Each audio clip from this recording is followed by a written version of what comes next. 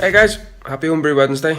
I have a design which I'm going to show you now, and I've got a bit of a layout which I'm going to start working on tonight. Start drilling some holes in the control panel, get it ready for painting. So here's the electrical drawing. As you can see, I have to bring it in from two power supplies, one from the living room, while this one's from the kitchen, and the other one here from the living room. So I've got two separate groups within my own panel, both with breakers in between. Key switch, as we've seen, with the switch, push button switch, electromechanical relay, and then finally two SSRs connected to the two PID controllers. This live wire is connected in series, so that if one PID says I'm too hot, it shuts off and shuts off the complete element. If one PID says I'm too hot, he does the same. So basically it stops, or at least to try to be able to integrate some sort of halt on any overshoots of the temperature. So that the temperature at the outlet of the HLT and the temperature at the outlet of the mash tun sort of talk to each other a little bit, saying, hey, I'm too hot, shut off, or hey, I'm too cold, switch on. And then the other guy says, hey, I'm too hot, you can't come on. So it just takes a little bit longer, but it's a lot more controlled, I think, in theory. And then yeah, that powers the heating element. So I've got at the moment an RTD and a PT100, two different types. I will aim to, because I bought the parts in China, I need to buy complete new parts, but I aim to standardize those two pieces of equipment when I get there, but for now I don't really care. Two PID controllers, these are the Rexes, the standard Rex C100s. And then on the right hand side we have the other group in my house powering the other side of the panel. And yeah, he comes in and he feeds via a separate key switch and a separate electromechanical relay the users. The users are the two PID controllers, the power to the PID controllers. And then we have the smaller users in the group. So we got three little fuse lines in the way. These little guys, we can just switch out a fuse. Oh, I've lost one. Here it is.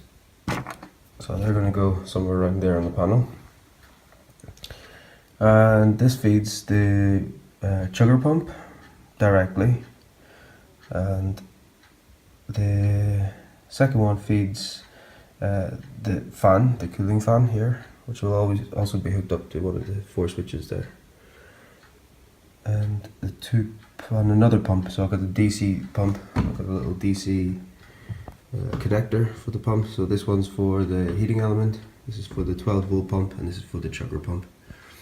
And that's the little DC pump there. So he will circulate my strike water while the chugger pump will circulate the mash. And that's it. Easy.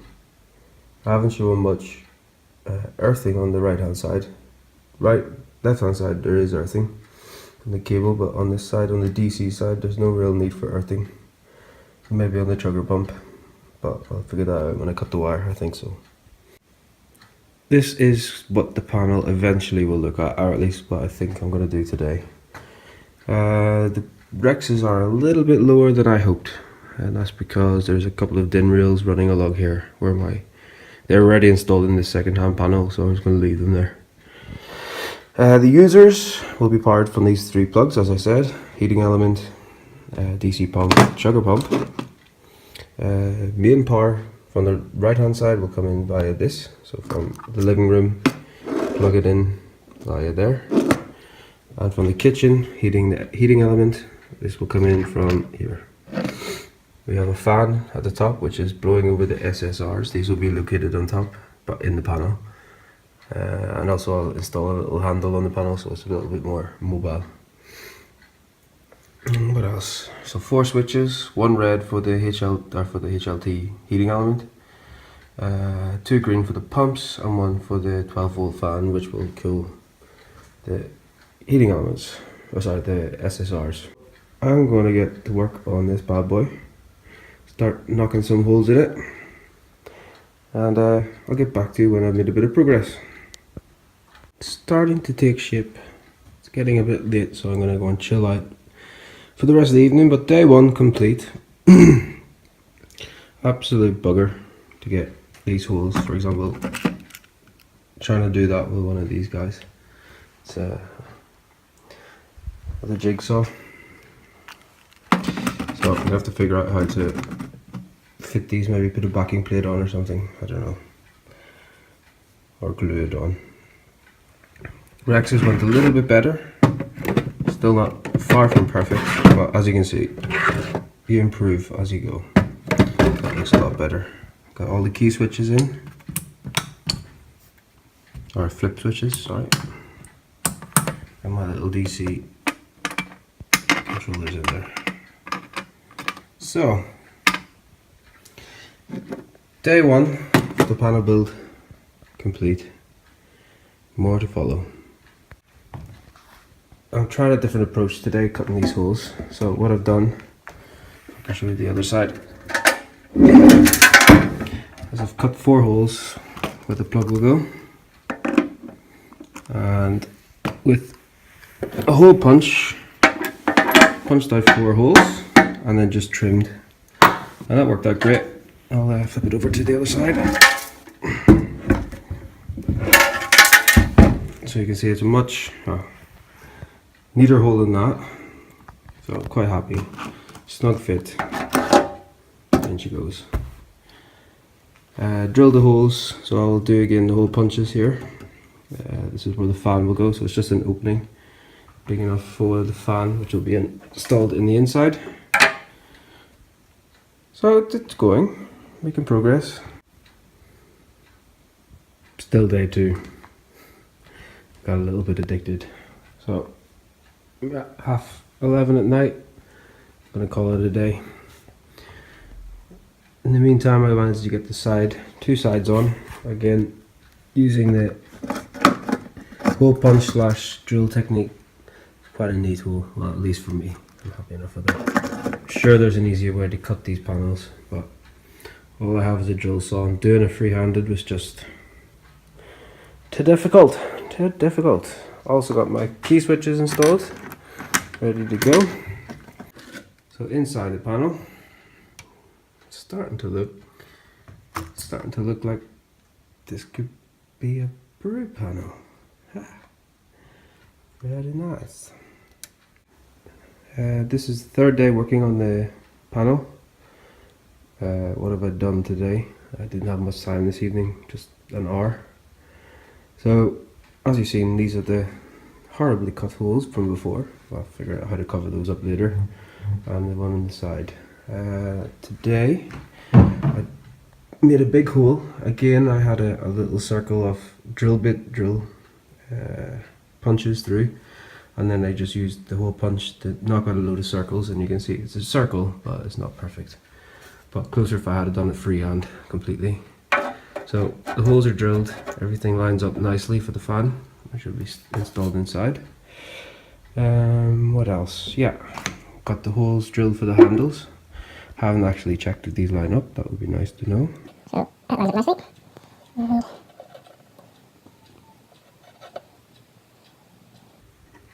Yeah, I think that's fine. I'm not going to faff around doing this when I'm talking to you. So yeah, handle holes are done. So that's just going to be a way to transport the bad boy. What else? Yeah, the other little holes here are for the SSRs, which I'll mount in the inside, upside down. So those are ready to be installed. Very nicely done. The next step will be to sand it down and then start spray painting. I'm going to make it nice and black, or alternatively I could just use some hammerite and just go straight on. I'll think about it. Okay, see you in the next video. Well, it's been a few weeks since my last video on the brew panel, since I last did any work on this guy. I was waiting for a few things and had to come up with a few solutions to some problems that I foreseen. One of the problems was yeah, I still don't want to solder XLR cables just yet onto my brew panel. So the solution was order 5 meter long PT100 cables. Went for the 3-wire as well for a little bit of extra accuracy, and some of these little guys to clamp the PT100s at the bottom. So when I say the bottom, that was my next problem. So the handle will be on top, and the bottom is filled with little gummy, what do you call them, rubber stops, so it can't sit very well. So it gave me a good idea, and this is where these guys come in, little sandwich hangers, and one goes on the panel and one is mounted to the wall in my kitchen, and basically he will slide in and hang on my wall. So I'll show you that now. So the idea is to hang the brew panel here, and I will use 2 of these guys drilled into the wall, and that will basically, yeah, when I brew, I bring my panel in, hang it there, and then I can get to work along the worktop. So I think that was a nice solution. Yeah, I've got 2 metal things hanging in my wall, but. And the last little bonus idea was a little 80mm fan cover. So yeah, to cover up my ugly hole, I'm gonna mount this guy in there and then mount the fan on the inside. And that's the idea. So last little bit of work, couple of holes in the bottom there for the little black guys, and a couple of holes in the back for these guys, and I think I'm done. All the rest of the holes are drilled. Okay, now she's ready. Last 2 holes for the PT100s, and for the mounting of the back panels, they're done. So basically I have 2 of these guys mounted on the outside, and that will be used to hang. So now we get to the fun part. Well, there's a little bit of boring sanding to do, but it's time to colour the panel. So what I have here, spray paint is called. So I'm going to sand down the whole thing. I'm going to put a primer on it, let it dry overnight, and then I'm going to paint the rest matte black. Okay, welcome to the basement. It's quite hard to breathe right now, so I'm going to be quick. Sanded down with a little sander, sanded down the box, and then put a layer of primer on. So leave this now for 2 hours, 3 hours, and then come back later, put a second coat of primer on it, and then tomorrow hopefully she's ready to paint black.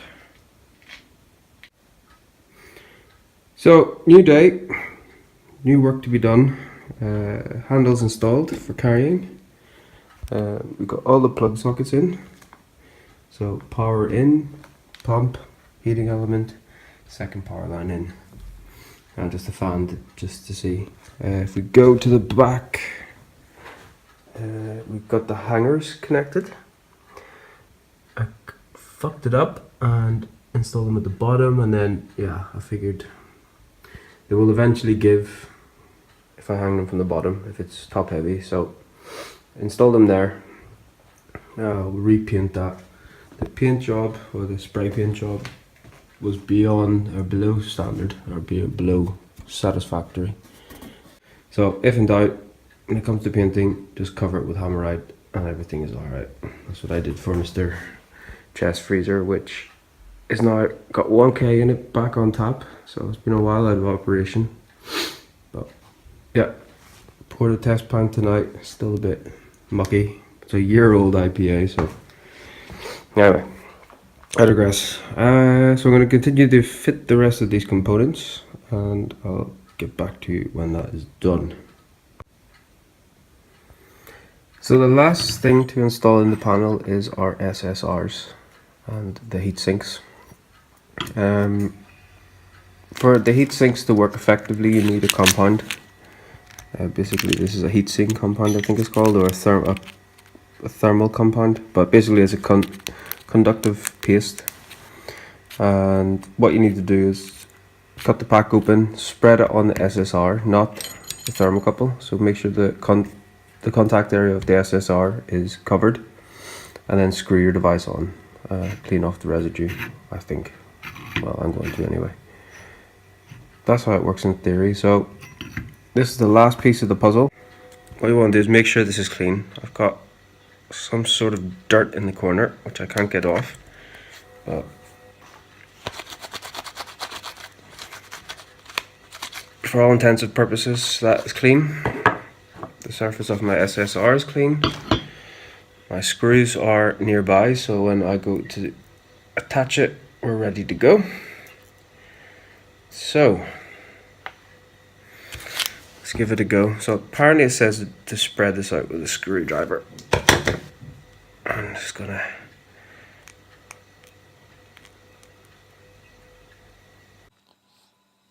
I ordered a few extra ones and I'm happy I did because it's not that much in one packet.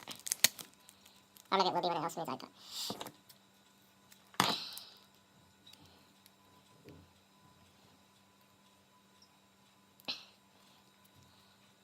live and learn. Live and learn. So I'm going to use my little spanner from my what do you call it? Rivet gun to spread this out.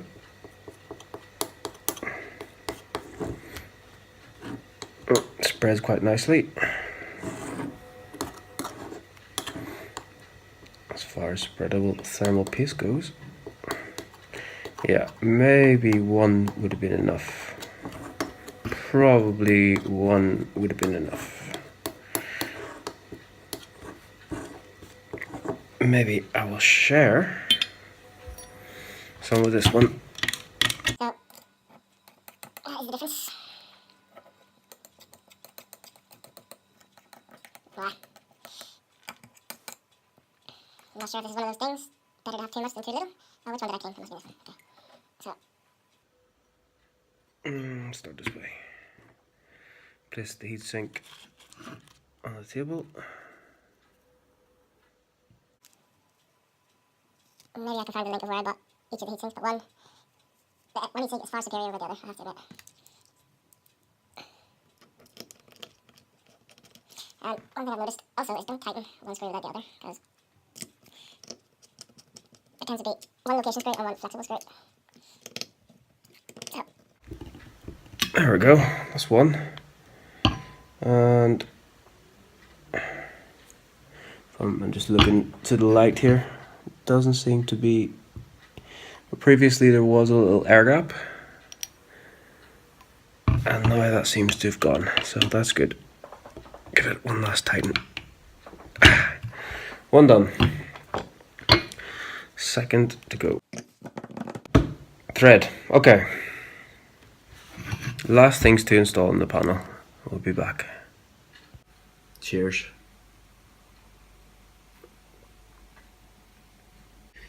So here she is. Let's get a bit of light on her. A little bit rough around the edges, like yours truly. But proud, very proud. We have the outlines of a Herms panel. We've got our power in from the kitchen to supply the heating element. We've got our power in from the living room, different group, to supply the pump, 12 volt pump, 2 BID controllers. This is broken by a key switch, also there as well. They're interlocked so that turn this on, I can take the key out, put it in here to the heating element, turn it, and I can't get the key out when it's in the on position. So that means that I can never turn the panel off without turning the heater element on. I have to review that from a safety point of view. It's probably terrible. Anyway, key switches are flip switches installed, 2 12 volt switches, one for the fan for the SSRs, one for the 12 volt pump one for the chugger pump, and I think this one's for the heating element. I don't know why I put 1, 2, 3 different switches in there, but anyway, more the merrier. Welcome to the party. So, the bottom I'm just going to leave open like that. It's a good vent hole for the air to escape, the warm air from the SSRs. And I'm going to hang it on the wall, as you'll see. We've got a little fan filter on the outside just to tidy up my shoddy metal cutting skills. And this paint, yeah, I'm going to have to spray a little spray paint in a glass or in a beaker and just dab it and take out the little chunks. The back, if I'm honest, I'm gonna have to work on that as well. So take out those little white marks. Again, leave the holes in, good ventilation. Not exactly straight, don't exactly care, but happy. This will, yeah, lift it, hang it onto the wall, out of the way from all the brewing, and that's that. So, laying her back down again, let's have a little peek in the inside. Now I don't know if this is the way my brew panel is configured or it's just the way it is in the industry, but open it from left to right, it's a little bit strange. So, we have our fan installed. Screws are a little bit bigger than I hoped for, but I couldn't be bothered going all the way down to the shop. 2 SSRs mounted. If I did it again, call me Captain Hindsight all you will, I would have made it a little bit more accessible, but I specifically put the low voltage side to the bottom, so that if something goes wrong, so I'm not going to blow up. Main circuit breaker's in, so power in, into the circuit breaker, also into the SSR, and then back out again. Something like that. I've reviewed my wiring diagram, it's been a while. 2 DC volt batteries stuck down with double-sided carpet tape. Trust me, that works. I've mounted one by accident, tried to get it off and broke the thing. Yeah, that's that part. And again, the power for the 12 volt pump in the middle, and the other pumps, these are quite easy just to fit. Boom, boom, boom, done.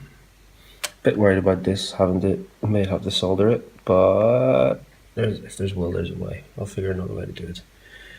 2 Rex controllers from 2 different suppliers. As you can see, 2 screws there, not 2 screws there. Alright. And key switches are installed.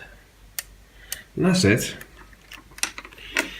Doesn't look like much yet, but it's a happy chapter. Happy chapter. Woo!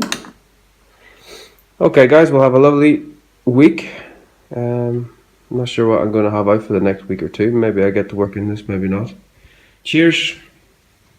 Going to enjoy my Weizen, get my dinner out of the oven, and put my feet up for the evening.